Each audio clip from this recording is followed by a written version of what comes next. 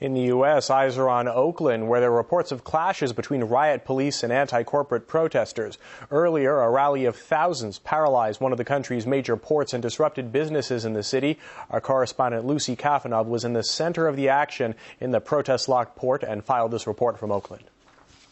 We're here at the Port of Oakland, where the Occupy Wall Street protesters have successfully shut down the port. The crowd you see behind me is gathered here because one of the workers tried to speed through the crowd, almost running over several protesters, trying to get through the human line, the human barricade. The protesters surrounded the car, prevented him from going. He's now backing out. But a lot of folks here are furious because, again, this was a predominantly peaceful march. Thousands of people had gathered here, almost no police presence. And so these kinds of tactics, these kind of aggressive tactics, driving through the crowd, plowing through the crowd, really uncalled for and very, very surprising here in light of how quiet it has been. Now, again, the Port of Oakland has effectively been shut down.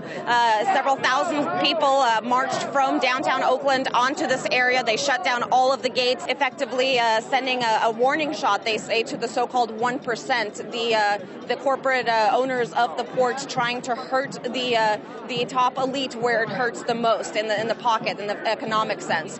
Whether or not these kinds of tactics are going to be repeated at other Occupy Wall Street movements remain to be seen, but it is quite interesting to sort of note the contrast between the heavy-handed tactics employed by the Oakland Police Department just about a week ago, when we saw the very serious crackdown that resulted in several hundred arrests and injury to one Iraq war veteran as well as other protesters, with a very, very peaceful and yet massive demonstration here that saw almost no police presence, that successfully and effectively shut down this port. I think that at the very least is going to be a new tool in the arsenal of the Occupy Wall Street movement. They'll see sort of the power that folks have to organize on short notice and to take out these kinds of actions that, you know, can't really be ignored, regardless of whether you stand for or against this issue. It is tactics like these that affect the pocketbooks of the large corporations that do get noticed. And I think that protesters will sort of learn a lesson from that and perhaps employ that in other areas.